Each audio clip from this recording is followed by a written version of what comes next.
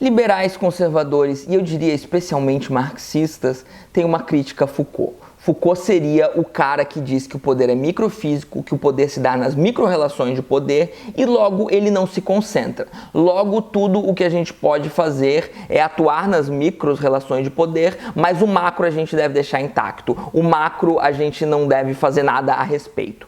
Isso é um erro feio, isso é um erro rude, isso não encontra nenhuma base textual, tá? Eu vou explicar que é justamente porque o poder está nas micro-relações de poder, tá? É justamente porque ele tem esse caráter micro que ele pode se concentrar. Mas antes, então, eu vou lançar o desafio, né? Eu vou dizer, não encontra base textual, tá? As pessoas gostam muito de fazer a crítica baseada num espantalho. Daí, quando você pede, tá, mas onde é que tá isso? Elas não vão te dizer, porque não existe, tá? Então eu lanço o desafio. Se você me trouxer uma base textual do Foucault falando o poder não se concentra em momento algum, tudo que a gente pode fazer é atuar nas micro-relações de poder e qualquer coisa do gênero, bom, daí eu vou ter que me retratar, tá? Mas isso não vai acontecer porque não vão achar a base textual. Normalmente a gente ainda tem um meio acadêmico e também, né, esse meio aí midiático, etc., um tanto quanto inconsequente, né? Um tanto quanto baseado no espantalho, até chamaria de desonesto, né?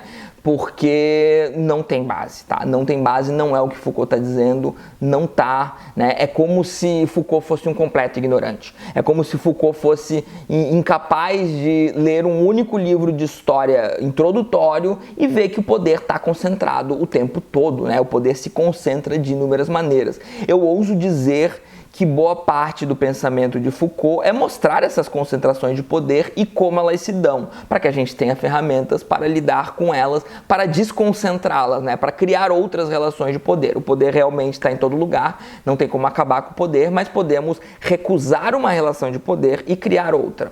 Então, para quem está chegando agora, eu sou o professor Daniel Cidade, eu sou professor de filosofia, eu queria convidar vocês a se inscrever no canal, deixar aquele like maroto, ativar o sininho e, se quiser, contribuir com o Apoia-se. Aproveito para agradecer todo mundo que já está contribuindo com o Apoia-se, ajuda muito. Então, primeira coisa, né? Foucault não é um completo imbecil que acha que o poder não se concentra. Isso é uma tese maluca. As pessoas que defendem isso, que dizem isso, mais uma vez, não tem base textual e elas estão muito cômodas em sua posição de falar o que querem e as pessoas simplesmente ouvir, né? Muitas vezes são pessoas acadêmicas com aí toda uma ampla bagagem acadêmica, outras vezes são pessoas mais midiáticas e as pessoas tendem a acreditar na autoridade delas, né? A grande questão é que quando essa autoridade é colocada em xeque, a gente fica com um problema, porque o que vai vir são malabarismos mesmo, tá? Então vamos entender o poder e vamos entender porque justamente na medida em que ele é microfísico que ele pode se concentrar, tá?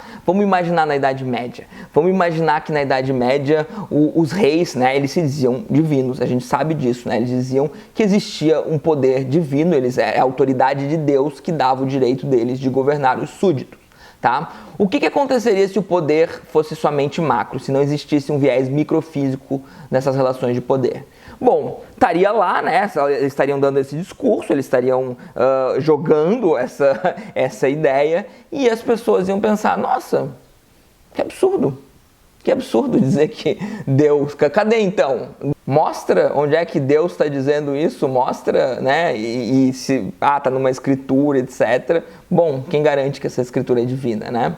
Então, se as pessoas não aceitassem, se não tivesse na microfísica, nas micro-relações de poder, esse poder não faria sentido, né? As pessoas não obedeceriam, porque a maior parte sempre é governada, né? A maior parte é mais forte, né? As pessoas eram...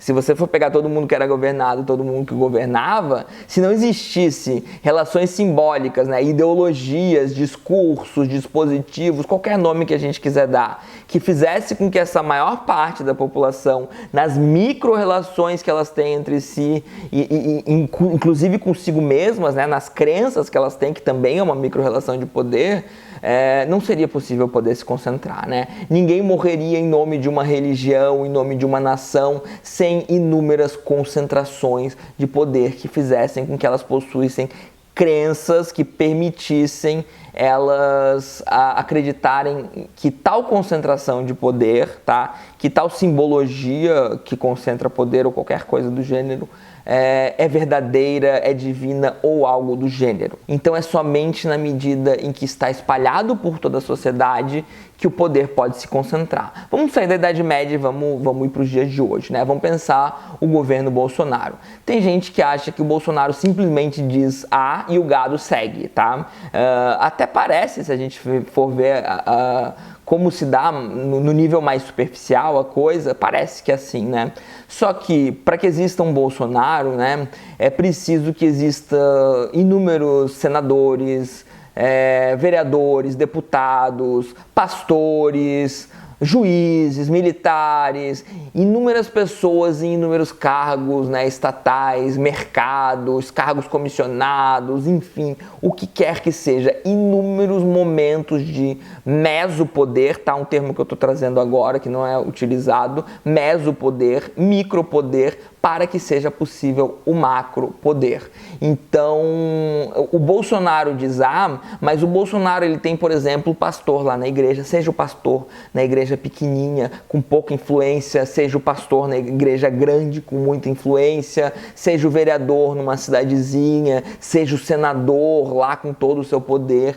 Existem pessoas que estão dizendo, o Bolsonaro está dizendo isso, né? Então o pastor está dizendo, o Bolsonaro realmente representa a família, realmente representa os valores religiosos e blá blá blá e blá blá blá, toda aquela coisa que a gente sabe que é balela, né? Mas existem inúmeras relações de poder que estão inclusive direta no dia a dia com as pessoas, né? Quando a esquerda fala, criticando a própria esquerda, que a esquerda precisa fazer trabalho de base, é também sobre isso, é sobre estar no dia a dia, tá? Então tem pessoas no dia a dia dessas pessoas dizendo para elas que o Bolsonaro é importante ou que o Bolsonaro não é um completo imbecil, o que a realidade mostra claramente para as pessoas que não estão nessas relações de poder, né? O Bolsonaro é um completo imbecil, mas que relações de poder que permitem que, embora esteja claro para algumas pessoas, isso não se dê de maneira explícita para outras, tá? É somente porque o poder ele tem seu caráter microfísico, é somente porque no dia a dia essas pessoas estão se relacionando com outras pessoas, né? Essas pessoas que nunca viram o Bolsonaro, mas elas estão se relacionando com outras pessoas que estão dizendo, não, o Bolsonaro não é um imbecil, não, a medida econômica que ele vai fazer vai resolver tudo, vai ajudar, mesmo que não ajude, tá?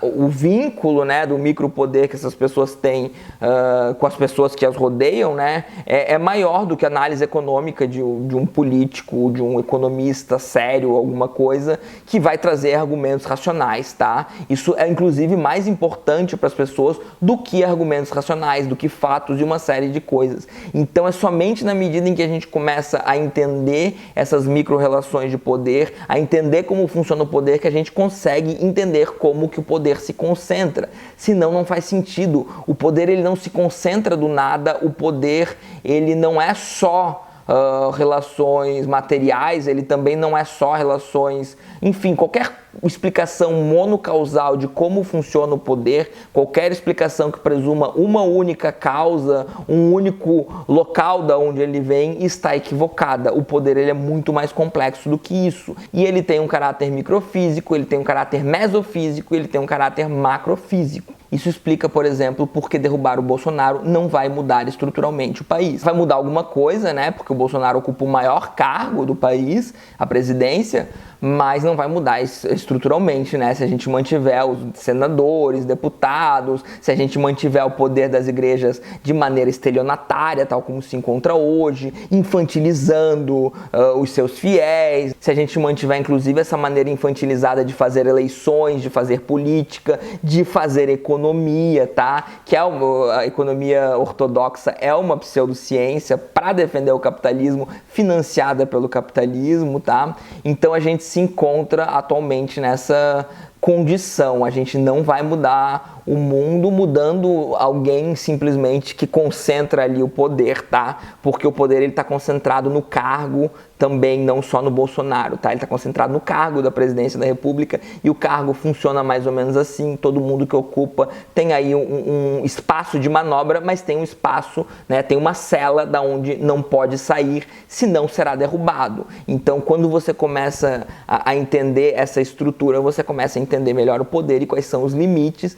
e e quais são as possibilidades de jogar dentro do poder, e para isso a gente precisa entender ele para além desses espantalhos, para além dessas simplificações, e Foucault ajuda muito. Foucault não faz os espantalhos que eles dizem que fazem, tanto que eu convido vocês, sempre que forem ouvir as pessoas falando isso, entender, né, fica ligado, ver se essa pessoa está trazendo base textual. Normalmente ela não vai trazer base textual, quando muito uma base textual fora de contexto que vai deturpar as coisas, mas nem isso eu vejo, tá? Então fiquem ligados, peçam base textual. Onde que Foucault diz que a gente só deve atuar nas micro-relações de poder? Onde que ele diz que o poder não se concentra? Bom, em lugar nenhum. Então é isso, pessoal, espero que tenham gostado e até mais.